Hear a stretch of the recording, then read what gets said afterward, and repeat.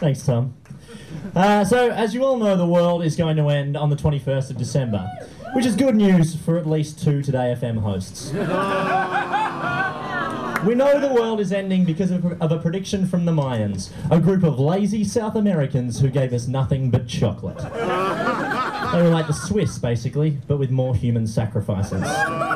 Apart from chocolate, the Mayans also gave us a calendar that predicts the apocalypse, which makes it the second scariest calendar in the world, behind anything made by Ann Geddes.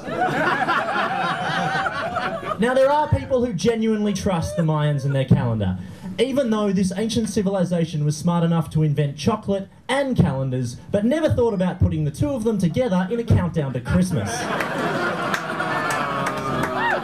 Yeah, there are some cultists taking this very seriously. NASA have been receiving legitimate suicide calls, and the US government have issued a formal statement saying the Mayan calendar has no scientific basis. But these cultists still think the 21st of December is it for them, and us, and everyone.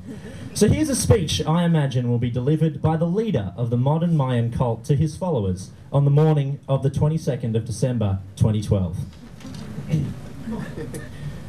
Well, here we are then. Surprise!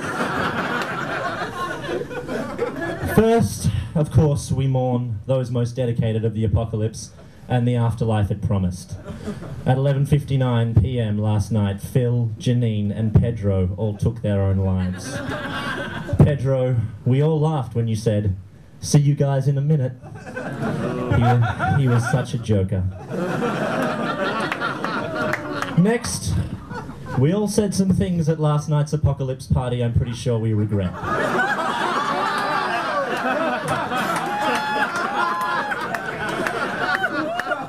Jose, if I knew you were still going to be alive today, I wouldn't have told you I envy your daughter's ability to grow facial hair.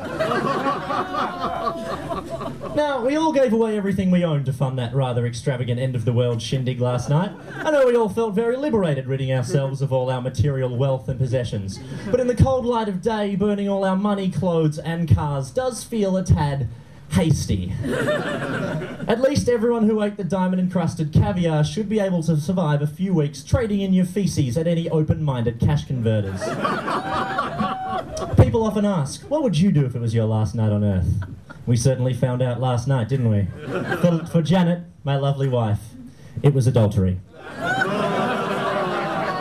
Colin, oh Colin, your nude karaoke version of My Heart Will Go On, performed with your penis tucked into your rectum, will live in my memory longer than a Celine Dion high note. Thank you. No matter what happened last night, we were all in it together.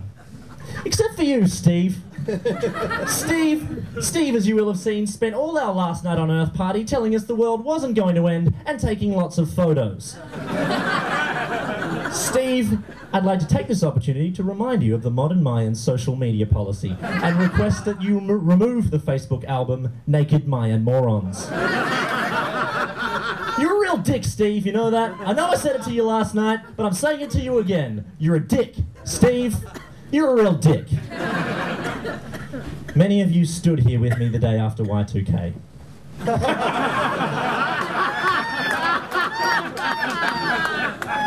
And after Nostradamus' apocalypse date slipped by.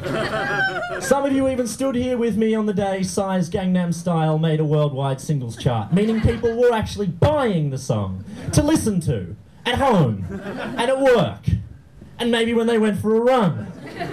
Surely we thought if ever there was a sign the world was on the brink of collapse, it was that, but no. God's willing, the world will still end soon. Not too soon, I bought some shit on eBay and it hasn't arrived yet. I don't know exactly how it will happen, maybe something nuclear, maybe Skynet. But I'll see you all back here on the eve of Honey Boo Boo's 18th birthday. Surely some shit will go down then. Lewis Hobba!